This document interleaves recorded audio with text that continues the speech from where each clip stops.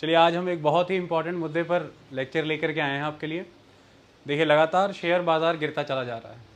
कभी आप खबर पढ़ रहे हैं कि 8 लाख करोड़ रुपया बाज़ार का ख़त्म हो चुका, कभी 7 लाख करोड़ रुपया, अभी कल खबर आई थी कि 3.5 लाख करोड़ रुपया एक ही दिन में ख़त्म हो चुका।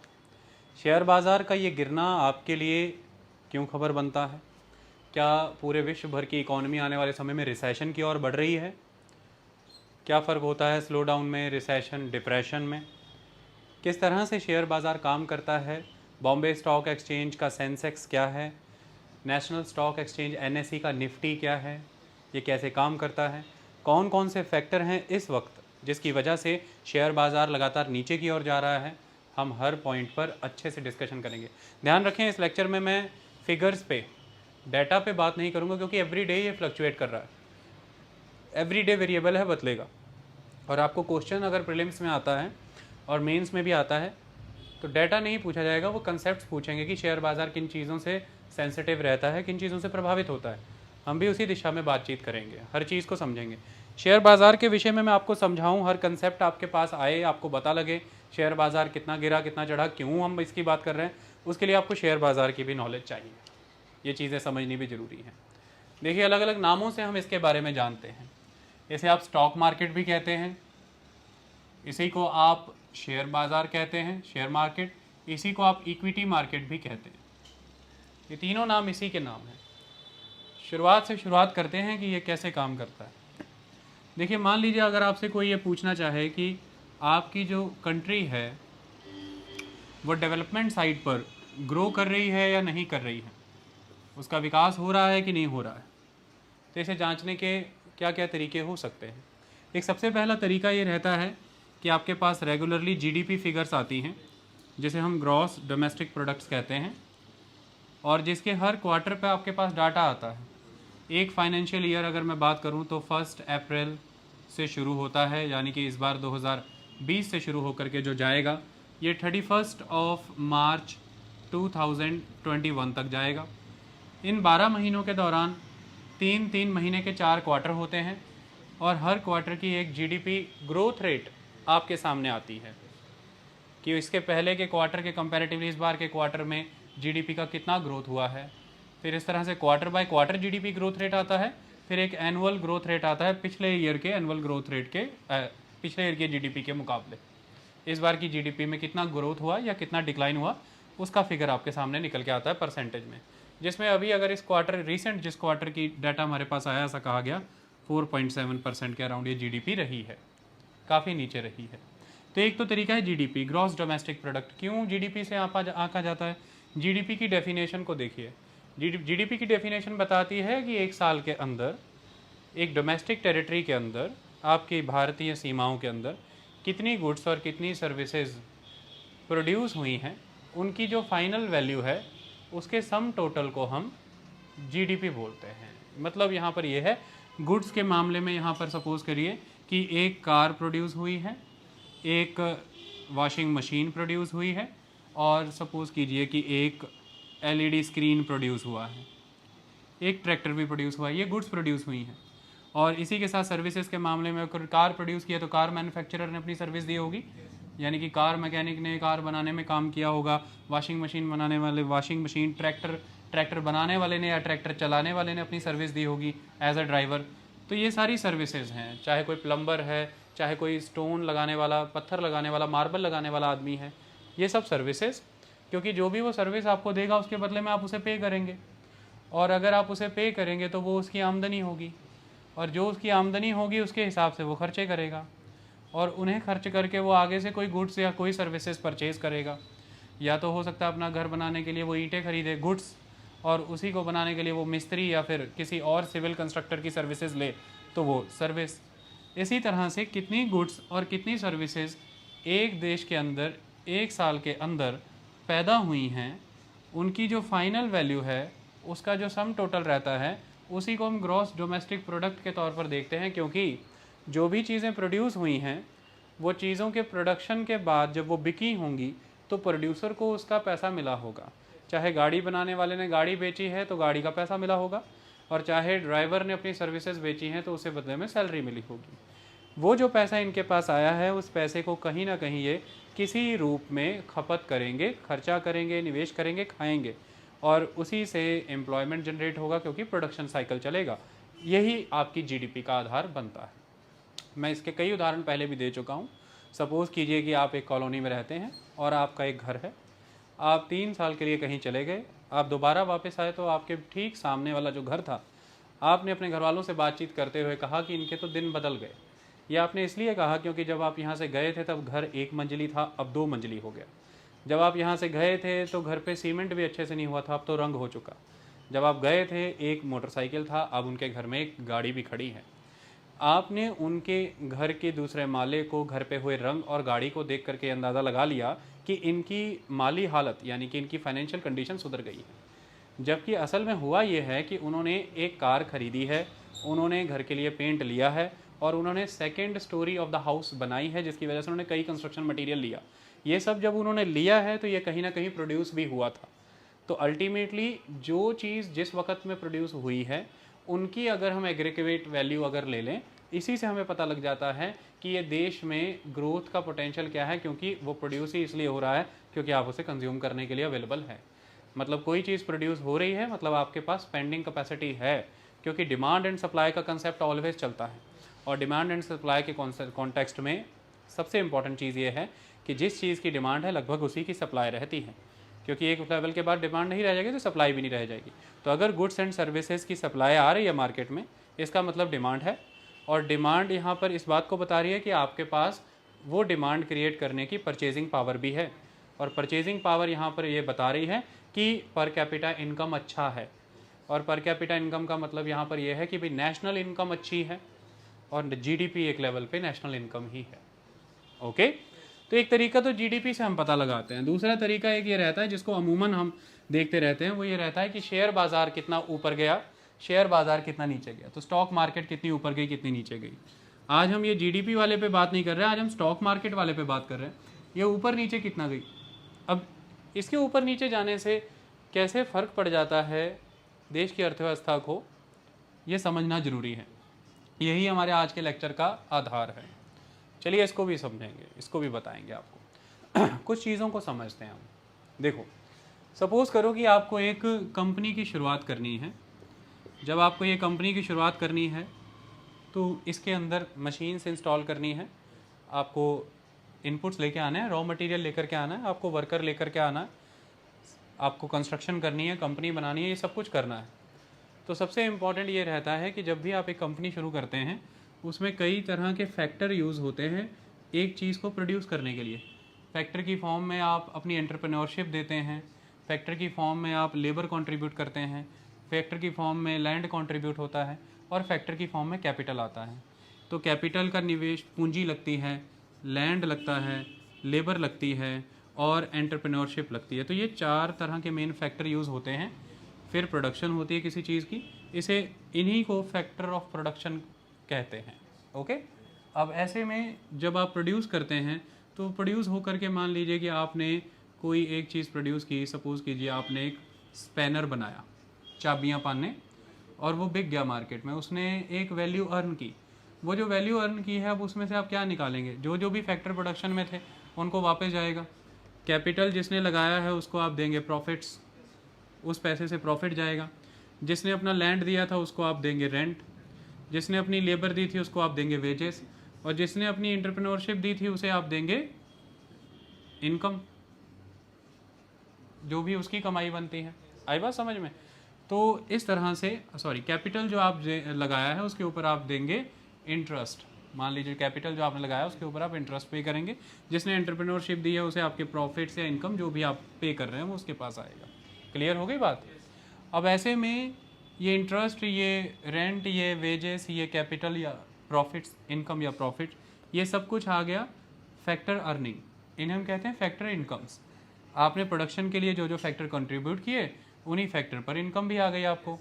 इस तरह से ये एक इकोनॉमी चलती है। लेकिन अब इसमें सबसे इम्पॉर्टेंट चीज़ है कि इस कंपनी को चलाने के लिए, लगाने के लिए सबसे इम्पॉर्टेंट है यहाँ पर कैपिटल, क्योंकि कैपिटल से ही लैंड आएगा, कैपिटल से ही लेबर भी हो पाएगी, और एंटरप्रेन्योर जो है वो कैपिटल लेकर के आने की कोशिश करेगा, या फिर अगर अपनी नॉलेज इन्फॉर्मेशन लेके आएगा तो किसी ना किसी इन्वेस्टर को साथ लाएगा ताकि वो कैपिटल दे। तो पूंजी तो सबसे मेन चीज़ है, शुरुआत ही पूंजी से होती है। तो पूंजी लेकर के आना इज़ अ बिग थिंग कि आप कैपिटल लेकर के आए हैं। Clear aspect. अब ऐसे में होता क्या है, देखो एक तरीका ये है कि जब आपने शुरुआत में कंपनी लगाई, आप अपने लेवल पर कैपिटल लेकर के आए हैं, मतलब कि आपने अपनी कोई ना कोई सेविंग्स यूज़ कर ली है। ये तो एक तरीका हो गया, आपने अपनी सेविंग्स यूज़ कर ली।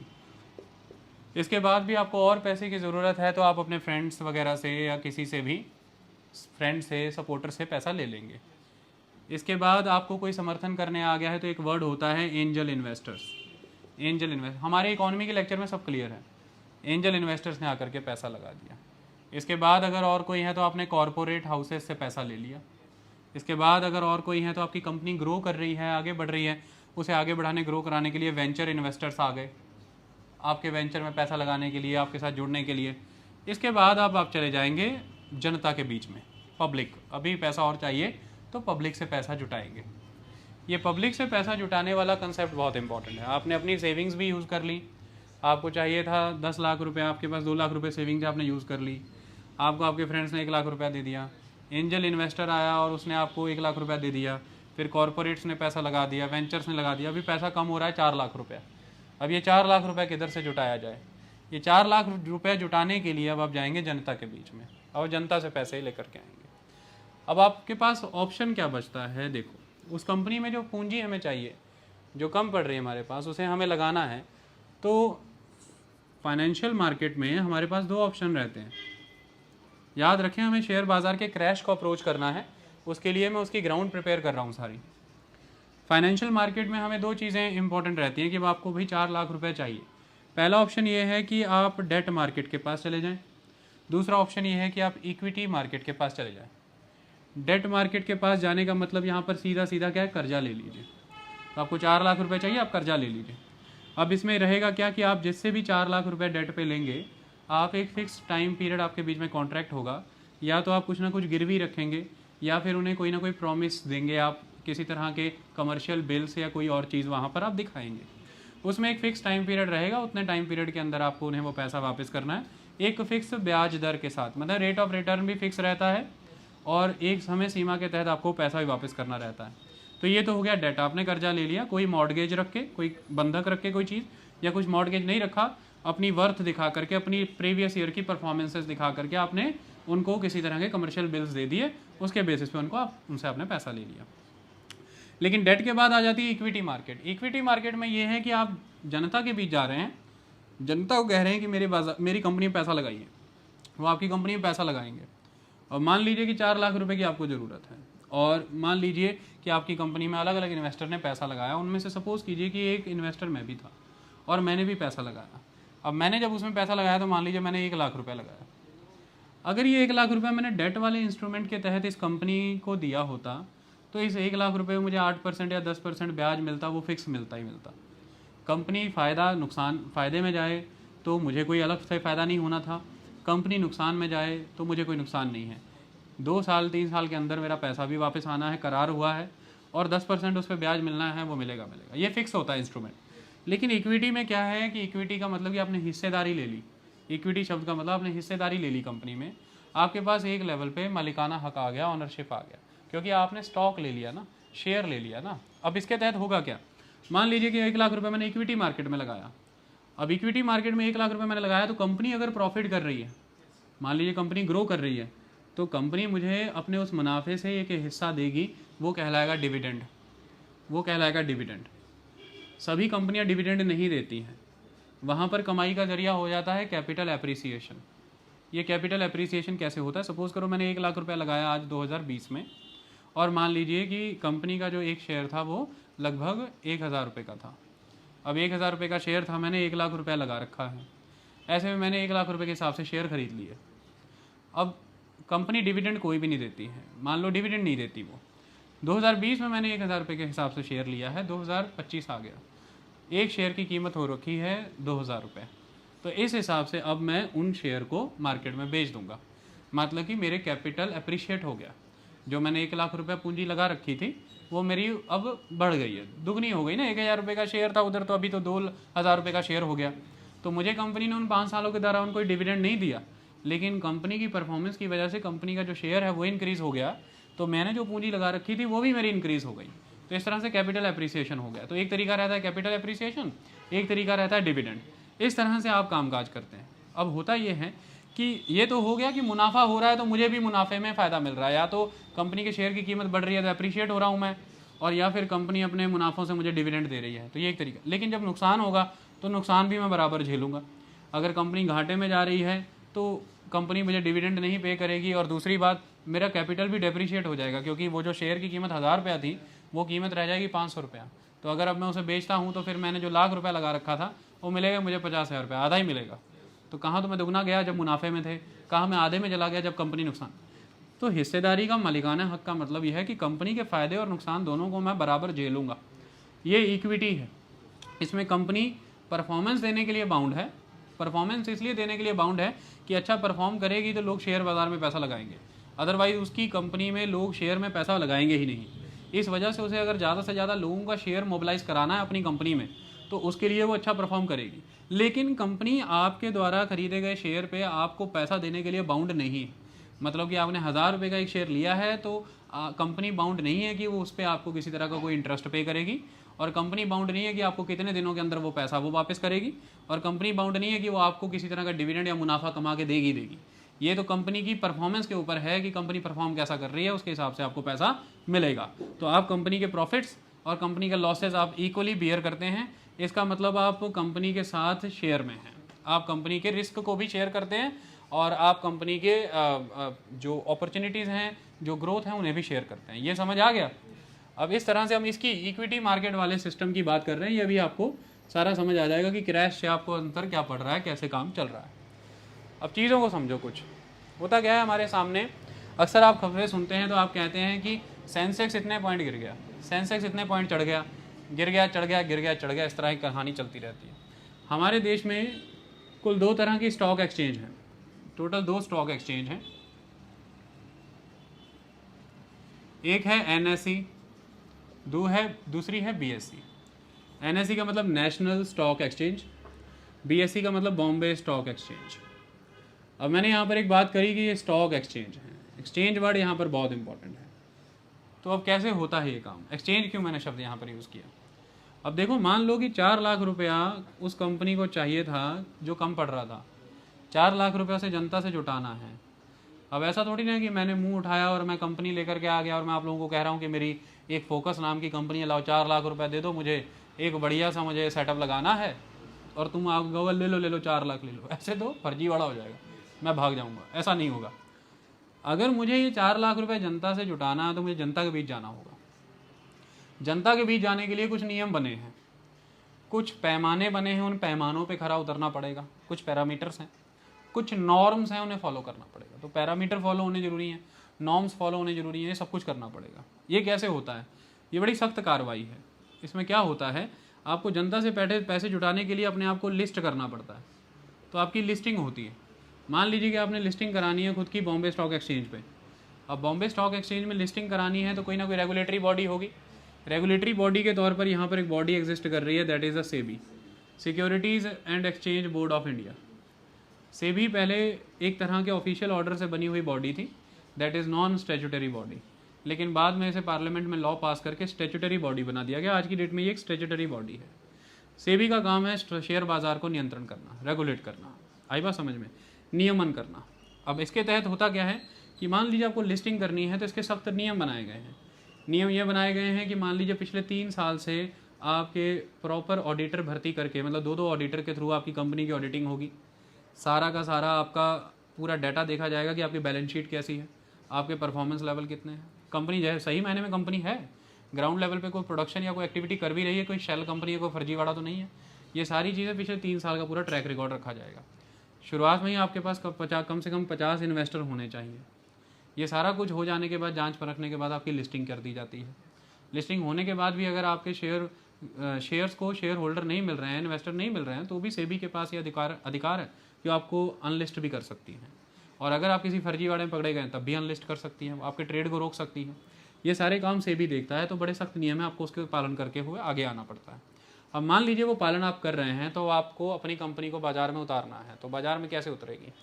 उसके लिए आपको सबसे पहले तय करना है कि आप जो लेकर के आ रहे हैं, कितने शेयर लेकर के आ रहे हैं, और एक शेयर कितने का लेकर के आ रहे हैं, कितने शेयर लेकर के आए जाएँ, एक शेयर कितने का लाया जाए, ये सारी चीज़ें तय करने के लिए एक्सपर्ट्स होते हैं।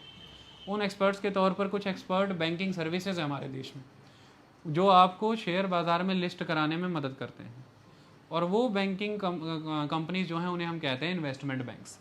तो हमारी कंट्री में और वर्ल्ड लेवल पर कुछ इन्वेस्टमेंट बैंक्स एग्जिस्ट करते हैं। वो इन्वेस्टमेंट बैंक्स आपकी मदद करते हैं कि आप किस तरह से अपने आप को शेयर बाज़ार में लिस्ट करें। उस लिस्टिंग के लिए वो आपके share, number of share, share की कीमत, सब कुछ, आपके फाइनेंसेस, कैपिटल सब मैनेज करने के लिए आपकी हेल्प करते हैं। इसके तहत वो इन्वेस्टमेंट बैंक के साथ मिलकर के आप एक प्रॉस्पेक्टस तैयार करते हैं, जैसे स्कूल कॉलेज का प्रॉस्पेक्टस होता है जब आप एडमिशन लेने जाते हैं। इसे कहते हैं रेड हेरिंग प्रॉस्पेक्टस। ये रेड हेरिंग प्रोस्पेक्टस में सब मेंशन रहता है, सेबी के पास ये डॉक्यूमेंट रहता है, आप क्या करने वाले हैं, क्या नहीं करने वाले, और ये जनता के बीच भी आना, सारा डाटा इन्फॉर्मेशन आनी है। ये सारी कार्रवाई पूरी हो जाने के बाद अब अपना दो तरह से बाजार में आने के तरीके रहते हैं। पहली होती है प्राइमरी मार्केट, दूसरी होती है सेकेंडरी मार्केट।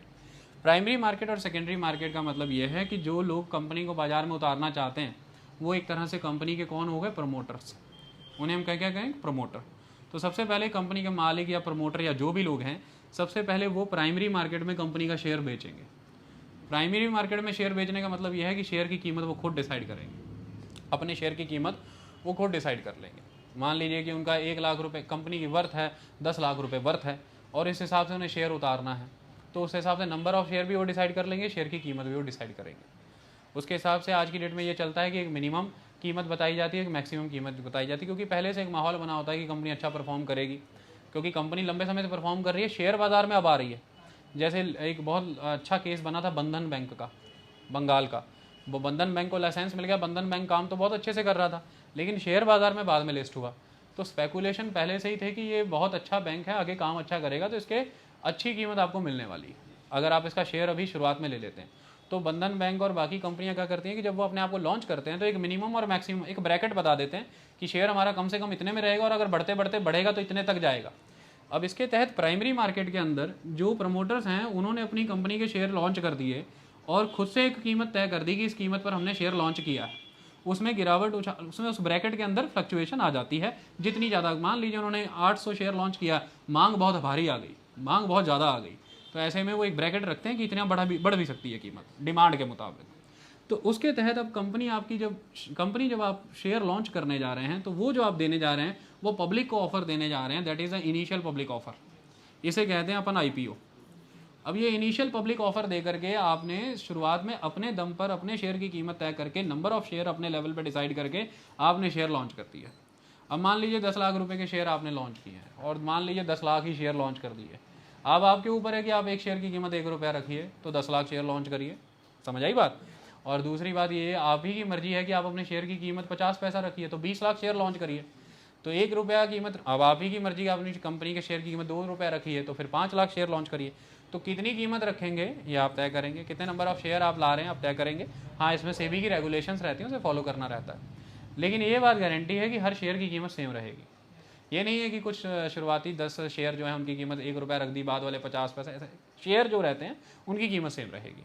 अब सेम कीमत के तहत number of shares with the price आपकी मर्जी थी, आपने लॉन्च कर दिया IPO के तहत, इनिशियल पब्लिक ऑफर के तहत, और अब आपको इन्वेस्टर मिल गए, आपके शेयर बिक गए। प्रमोटर का यहाँ पर रोल खत्म हो गया, प्राइमरी मार्केट में कंपनी आ गई। अब वो जब कंपनी आ गई है, जब उसकी लिस्टिंग हो जाएगी, ये सारी लिस्टिंग हो जाने के बाद अब उन शेयर्स को आप लोगों ने जब शेयर लिए तो आप कौन हो गए थे, इन्वेस्टर। आप लोग कौन हो गए, इन्वेस्टर। और जिन्होंने शेयर बेचे थे वो, और जिन्होंने शेयर लॉन्च किए थे वो कौन थे, प्रमोटर। आप थे इन्वेस्टर, वो थे प्रमोटर। अब जब कंपनी लिस्ट हो जाएगी प्रॉपर, उसके बाद अब आएगी सेकेंडरी मार्केट का खेल। अब यहाँ पे प्रमोटर का कोई रोल नहीं, यानी कि प्रमोटर नहीं डिसाइड कर सकता कि शेयर की कीमत क्या रहेगी। अब सारी कहानी डिमांड एंड सप्लाई पे डिपेंड कर जाएगी कि मार्केट में उस शेयर की डिमांड क्या है और मार्केट में उस शेयर की सप्लाई क्या है। उसके बेसिस पे अब आप लोग उस शेयर को ट्रेड करिए ओपन मार्केट में। ये हो गई सेकेंडरी मार्केट। यानी कि मान लीजिए आपके पास 200 शेयर हैं, मेरे पास भी 200 शेयर हैं। अब आप इस मौके पे आप भी इन्वेस्टर हैं, मैं भी इन्वेस्टर हूँ, लेकिन जब मैं यही शेयर ट्रेड करने आया हूँ यहाँ पर, मैं बेचने के लिए आया हूँ, तो मैं यहाँ पर कहलाऊँगा सेलर, और यही शेयर जब आप खरीदने के लिए आए हैं आप यहाँ पर कहलाएंगे बायर या इन्वेस्टर। इस तरह से अब हम लोग आपस में ट्रेड करेंगे, और वो जो ट्रेड हम आपस में कर रहे हैं दैट ट्रेड, वो ट्रेड ही यहाँ पर ट्रेड एक्सचेंज के थ्रू हो रहा है। इसी को कह रहे हैं हम स्टॉक एक्सचेंज। तो ये जो एक्सचेंज है, जैसे बॉम्बे स्टॉक एक्सचेंज है या फिर नेशनल स्टॉक एक्सचेंज है, ये फैसिलिटेट करा करके देती है कि किस तरह से शेयर एक्सचेंज हो रहे हैं, किस तरह से शेयर ट्रेड हो रहे हैं सेकेंडरी मार्केट के अंदर। डिमांड सप्लाई के बेसिस पे कीमत तय हो रही है, इसमें प्रोमोटर का कोई रोल नहीं है। जैसे इस समय में येस बैंक नहीं डिसाइड कर सकता कि उसके शेयर की कीमत क्या हो, जैसी उसकी परसेप्शन है मार्केट में, जो स्पेकुलेशन है, जो इमेज है और जो उसका पोटेंशियल है, उसके बेसिस पे जितने शेयर मार्केट में हैं, जितने लोगों के पास हैं, उस बेसिस पे उसकी कीमत तय हो रही है। कभी 26 रुपया था, फिर 80 रुपये गया, फिर 70 आया, फिर 60 आया, फिर आज 49 पे चल रहा है। वो अलग अलग लेवल पे चल रहा है। It is in the secondary market. तो प्राइमरी मार्केट, सेकेंडरी मार्केट हमने समझा। शेयर बाजार में शेयर आ चुका है, शेयर ट्रेड हो रहा है आपस में। आई बात समझ में? ये शेयर ट्रेड करने के लिए अब आप कहेंगे कि सर मुझे शेयर खरीदना है तो मैं क्या करूँ जी? मुझे शेयर खरीदना है, मुझे येस बैंक का शेयर लेना है। कंपनी का तो हमने बता दिया कि कंपनी सेबी के रेगुलेशंस के तहत एक इन्वेस्टमेंट बैंक को हायर करेगी, उस इन्वेस्टमेंट बैंक की सर्विसेज लेते हुए कैपिटल को मैनेज करेगी, number of share, price of the share, red herring prospect तैयार करेगी, और फिर प्राइमरी मार्केट के अंदर पहले आईपीओ लॉन्च करेगी और इन्वेस्टर्स आएंगे। फिर वही वाला सारा शेयर सेकेंडरी मार्केट में ट्रेड हो जाएगा। वो फिर डिमांड सप्लाई पर डिपेंड। आप लोग कैसे शेयर लेते हैं सेकेंडरी मार्केट में, आप कैसे ट्रेड कर रहे हैं? शेयर लेने के लिए आपको कुछ नहीं करना, सिंपल काम है, आप बैंक जाइए। बहुत से बैंक ये सर्विसेज प्रोवाइड कर रहे हैं। बैंक में आपका एक खाता होना चाहिए, that is saving bank. Saving account होगा तो उसमें से पैसा ले पाएंगे, क्योंकि कोई भी शेयर खरीदना है, खरीदने के लिए तो पैसा चाहिए, तो सेविंग अकाउंट होना जरूरी है। सेकंड इंपॉर्टेंट एस्पेक्ट, 2 अकाउंट आपको वो खोल करके देंगे। एक होगा ट्रेडिंग अकाउंट और दूसरा कहलाएगा डीमैट अकाउंट। एक होगा ट्रेडिंग अकाउंट, एक दूसरा होगा डीमैट अकाउंट। देखिए 1991 से पहले क्या होता था कि सारे शेयर जो है कागज पत्तर तरीके से होते थे, डॉक्यूमेंटेशन। फिर आग वगैरह लगी, प्रोसेस चेंज हो गया, तो उसकी वजह से डीमटेरियलाइज कर दिया। डीमैट मैंने डीमटेरियलाइज। अब शेयर जो है वो मटेरियल फॉर्म में नहीं होते हैं, डीमटेरियलाइज। मतलब आपके 2 अकाउंट खोलेंगे, एक ट्रेडिंग अकाउंट, एक डीमैट अकाउंट। मतलब क्या है इन 2 अकाउंट्स का? सबसे पहले तो जो सेविंग बैंक अकाउंट है आपका, उस अकाउंट से पैसा फैच हुआ करेगा, और उस पैसे के फैच के बेसिस पर आप सारा दिन ट्रेडिंग कर रहे हैं, शेयर खरीद रहे हैं, बेच रहे हैं, खरीद रहे हैं, बेच रहे हैं, खरीद रहे हैं, बेच रहे हैं। ये सारा ट्रेडिंग अकाउंट में हो रहा है। सारा कुछ कर आने के बाद अब शाम को जो बैलेंस आपके खाते में इतना शेयर आपके पास बचा एट द एंड सारी ट्रांजैक्शंस के बाद, वो आपका फिर आपके डीमैट अकाउंट में शो हुआ करेगा। तो आपका डीमैट अकाउंट यहाँ पर एक तरह से सेविंग अकाउंट की तरह हो गया, ट्रेडिंग अकाउंट एक तरह से करंट अकाउंट की तरह हो गया, जिसपे सारा दिन ट्रांजैक्शन होती हैं, लेकिन एट द एंड कितना डीमटेरियल वर्जन में कितना शेयर अपने पास बचा है वो अपने डीमैट अकाउंट में दिख रहा है। तो इस तरह से ये अकाउंट खोल करके आप अपने लेवल पर ट्रेडिंग कर सकते हैं, कोई दिक्कत की बात नहीं। अलग अलग बैंक इसका अलग अलग रोल, कोई मिनिमम बैलेंस मेंटेन करना पड़ता है इसमें भी, कि इतना डीमैट अकाउंट में आपका इतना शेयर रहना चाहिए, और फिर अलग अलग तरह से वो पेनल्टी भी चार्ज करते हैं, फिर फीस भी लेते हैं ये अकाउंट मेंटेन कर